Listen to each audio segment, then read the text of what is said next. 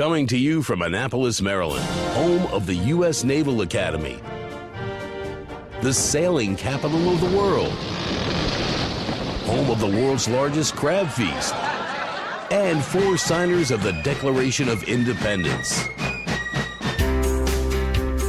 This is the Eye on Annapolis Daily News Brief, a daily roundup of local news that you can use, including local sports, local events, local opinion, and local weather from DMV Weather. Now here's your host, publisher of Eye on Annapolis, John Frenaye. Good morning. It is Friday, May 4th, 2018. This is John Frenaye, and this is your Eye on Annapolis Daily News Brief. An 11-year-old boy was struck by a vehicle Thursday afternoon in the 1200 block of Forest Drive. The fire department has not released too many details just yet. However, the boy was struck about 3:30 right at the intersection of Forest Drive and Tyler Avenue. A Maryland State Police helicopter was dispatched, landed at Annapolis Middle School, and transported the child to the Johns Hopkins Center in Baltimore. A witness from the scene did say that the boy was conscious and it looked like he was going to be okay. Obviously, that's not a medical opinion, but someone from a witness. And we do wish the best for the boy who was struck yesterday afternoon. And about the time that was going down in Annapolis, up in North County in Lindale Middle School, a 12-year-old girl fell from a catwalk at a school auditorium through a drop ceiling onto another 12-year-old girl on the stage below. Nobody knows exactly how it happened. The girl who fell was flown to Johns Hopkins Children's Center with serious but non-life-threatening injuries, and the other girl was taken by ambulance to Johns Hopkins Children's Center with possible serious injuries. And we hope for a speedy recovery for both of those girls as well. Here in Annapolis, Alderwoman Rondell Pindell Charles is still harping about the medical marijuana cannabis dispensary, which is under construction on West Street in Anne Arundel County. Now, it is in Anne Arundel County and not in the Annapolis city, but she has sent a letter to the State Marijuana Commission asking them to deny their final license. And the commission has said that this is the first time anyone has sent a letter requesting a denial of the final license. And it's not quite how it works, because what they do is they issue a provisional license to allow for construction. Any kind of location approval or anything like that is up to the county, and that has been already handled. The final license that they do grant only comes after the site is built and all of the inspections are completed to make sure that the dispensary complies with all the rules of the state. The blue crab is almost synonymous with Maryland, but anymore it could cost you a lot more due to a major shortage of workers in the state's seafood industry. Most of Maryland crab plants use workers who are in the U.S. through an H-2B visa program, which allows employers to bring foreign nationals into the country to fill temporary non-agricultural jobs. However, the feds made a change in how those visas were awarded this year. Instead of a first-come, first-served basis, they are now on a lottery basis, and they have reduced the numbers. So there are fewer visas to go around, and it's causing problems for crab companies. The Baltimore Sun says that nearly half of the crab houses on the Eastern Shore don't have enough employees. The U.S. Citizenship and Immigration Services said that it received 2,700 petitions requesting for 47,000 workers across all industries, which is much more than the number of H-2B visas available. In response, Maryland Governor Larry Hogan has asked the federal government to, quote, take immediate action to raise the visa cap. In his letter, he said many of these businesses operate in rural parts of our state and have relied on guest workers for decades. They will be forced to shut their doors or start importing crab meat if this issue is not addressed immediately. We'll see how that works, but in the meantime, expect to pay much, much more for your crab meat. The Washington Redskins are in the news, but not in a good way. The New York Times had an expose the other day about topless cheerleaders in Costa Rica. Redskins president Bruce Allen said the team is very concerned by a recent report that several cheerleaders were required to go topless for a calendar shoot during a 2013 trip to Costa Rica and to accompany male sponsors on an evening out. In a statement posted to the team's Twitter account today, he said, "We are immediately looking into this situation and want to express how serious we take these allegations."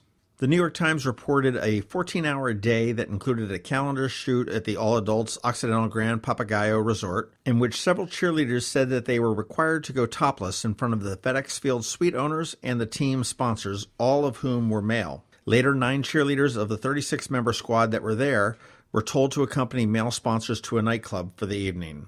One of the cheerleaders told the Times that they weren't putting a gun to our heads, but it was mandatory for us to go. Bruce Allen did also say that he has spoken with a number of current and former cheerleaders over the past 2 days and has heard very different firsthand accounts that directly contradict many of the details of the May 2nd report in the New York Times. In southern Anne Arundel County, County Executive Steve Shue, Fire Chief Alan Graves, and Delegate Seth Howard broke out the shovels and broke ground on the new Galesville Volunteer Fire Station. The new fire station is 11,000 square feet. It will cost $6.8 million and will be located at 6920 Owensville Road, which is about 1.5 miles from the existing station. If you've ever been down to Galesville, you'll know that station probably could use to be replaced, and the old station, I'm going to guess, was probably built in the early 60s. This Galesville Capital Project is made possible through the Jumpstart Anne Arundel Capital Project financing program. And what that does is that embraces a 30-year bond financing option, so we can do major capital improvements that are needed, such as this. And those are the top stories that we have for today. Be sure you check out eyeonannapolis.net for all of the rest of the news throughout the day. And stay tuned for our weekend picks coming up a little bit later. But first, we have Sean O'Neill with RBC Wealth Management. And then, of course, we've got George Young with DMV Weather. I'm Sean O'Neill, your local RBC Wealth Management Advisor. More than likely, the primary reason you save and invest is to achieve your life goals while ensuring your long-term financial well-being. But before you can determine your preparedness towards your goals, you need long-term answers to important questions about how much money you need, where it will come from, and how long it will last. RBC Wealth Plan, a new industry-leading tool, is now available to help answer these questions and develop your personal plan using a conversational approach. With RBC Wealth Plan, we can create a personal analysis based on these unique goals while offering you the ability to weigh certain decisions and determine what's best for you and your family. Call me, Sean O'Neill, today at 410-573-6723 for a complimentary consultation.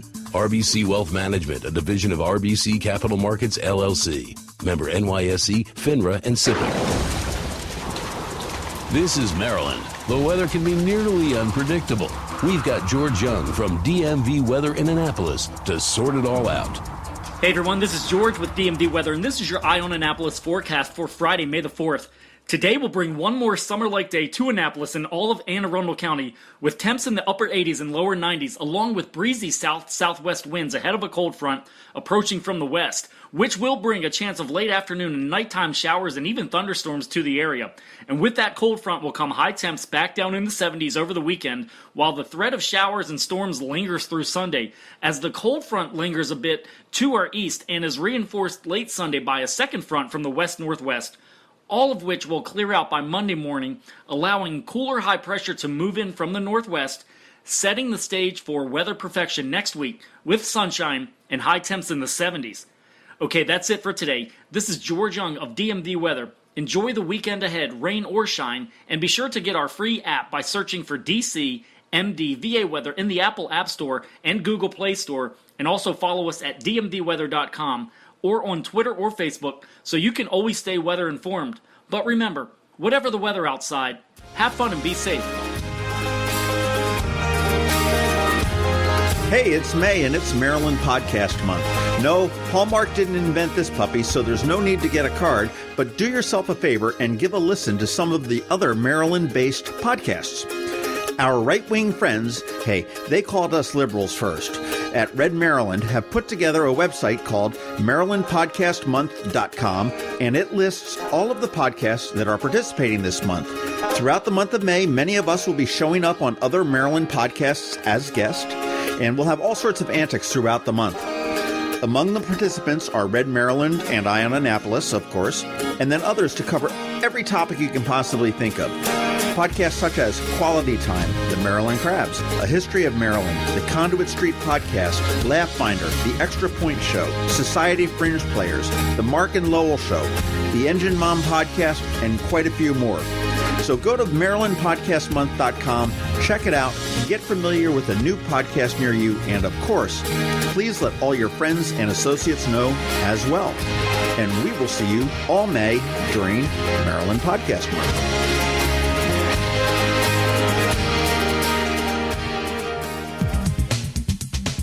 Need to make plans for the weekend?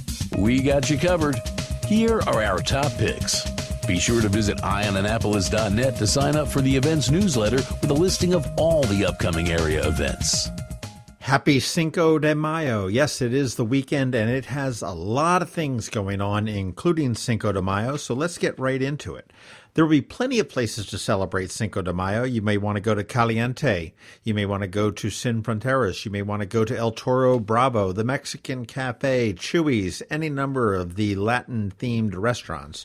But whatever you do, please be careful. Please drive safely and drink responsibly, because the state police said they're going to be out and they're going to be looking for you, as will Anne Arundel County and Annapolis City. Annapolis City Police Department is also holding another one of their Know Your Limit events on Saturday, May 5th from 7 to 11 at Market Space downtown. Officers are going to be on foot near the Market House offering free breathalyzer tests without a ride to jail, unless you're a jackass, and then that's on you. Volunteer participants will be asked if they feel safe to drive a car, and then they'll blow into a portable breathalyzer, and they will be told what their blood alcohol content is and given an educational card with information on it to get them home safely. If you feel you're impaired, call an Uber. Pay the surge pricing. National Travel and Tourism Week kicks off May 6th through 12th. So what's that mean for you? Annapolis is going to start it off a little bit early on Saturday, May 5th from 9 to 11 with a Clean Your Block party. We need to make Annapolis look a little bit more pretty, a little bit nicer. As a Keep America Beautiful affiliate, Annapolis Green is partnering with the City of Annapolis and community leaders and organizations to coordinate a hashtag Clean Your Block effort as part of a nationwide Great American Cleanup. See how you can take part in this at AnnapolisGreen.com. That goes from 9 to 11, and at 11 you can head over to the Visitor Center on West Street, where Mayor Gavin Buckley will be dedicating a permanent water refill station located at the Visitor Center. After that, he's going to go out back and dedicate a 7-foot by 48-inch blue heron sculpture that will be placed in the parking lot behind the Visitor Center. Also tomorrow, a very cool event sponsored by the Friends of Anne Arundel County Trails, which I didn't realize had existed until about a month and a half ago. But they have gotten together with Anne Arundel Community College Astronomy Club and the Solar System Exploration Division of the NASA Goddard Space Flight Center, and they are going to offer a day of public programs focusing on our solar system. It includes a planet walk on the Baltimore and Annapolis Trail, an illustrated evening presentation on asteroids at Anne Arundel Community College, followed by a stargazing party at the Anne Arundel Community College Observatory. Attendance and parking are free for all of the events. You can get more information on all of the things that are going on, including the evening events, at friendsofaatrails.org. Who doesn't love Maryland? We need a festival for that, and lucky for you, we have one. It's up at Kurtz's Beach in Pasadena, and it's called the Made in Maryland Festival. It happens Sunday from 11 to 5 p.m. And anything about Maryland, you can get it there. They've got crabs, they've got oysters, they've got master artisans and crafters featuring Maryland-themed products, food trucks with Maryland culinary staples, native flowers and native plants, a live jousting demonstration, Maryland wines and Maryland craft beers, live entertainment, children's activity, all up there at Kurtz's Beach. And you can get more details and tickets at madeinmarylandfest.com. Also on Sunday, May 6th, it is Walk for the Animals. This is the Anne Arundel County SPCA's big event of the year over at Quiet Waters Park. It'll kick off at 7:30 with a fun run. There's the walk from 9 a.m. to 1 p.m. And of course, your furry friends are welcome. A couple years ago, I actually saw a giant tortoise there too. I don't know whether it walked or not. But then it also has a car show from 9 a.m. to 1 p.m. with a bunch of exotic and muscle cars that you'll see there. You walk through Quiet Waters Park with your family and your friends, both 2- or 4-legged, at your own pace. This is all about fun. There will be a vendor village with all sorts of animal-type products, clothing, food, artisans. There'll be canine demos from the local police departments, as well as agility demos, which is kind of cool to watch. And you can learn more about this at aaspca.org. However, the big event going on this weekend is Saturday. And I bet you thought I was going to forget it, but no, I did not. It is the 10th annual Naptown Barbecue up at the Anne Arundel County Fairgrounds. Tickets are $10 in advance, so go get them today. $15 at the gate. Military is $7 with ID. Kids under 12 are free. The gates will open at 11 a.m. They're going to have bands all day, including Rickshaw Lizard, Wesley Spangler, and the headliner will be Ray Scott. There'll be rib eating contests, the People's Choice, where you can actually sample all of the barbecue there. And this is a KCBS, which is Kansas City Barbecue Society, sanctioned event. They're going to have competitions there. They're going to have chef demos. They're going to have helicopter rides. Plenty of things to do for the kids. Now, if you want to go for free, give us a follow on Twitter at @IonAnnapolis or our Facebook page, All Annapolis, because I've got a little stack of tickets and I'm going to be hiding them all around town and posting clues throughout the day. So you might score a pair of tickets or, if you're lucky, maybe a family 4-pack. That is it for the weekend. It is a lot of stuff to do. You've got lots of choices. Whatever they are, do them safely, do them responsibly. Have a happy Cinco de Mayo, and I will see you on Monday. Thanks for listening to the Eye on Annapolis Daily News Brief. If you like what you heard, make sure to tell your friends and colleagues about it. And also tell them about our website, eyeonannapolis.net, where you can find much more. Be sure to check out our other weekly podcast, The Maryland Crabs. This podcast comes to you every Monday through Friday at 7 a.m. Thanks for listening, and we'll see you next time.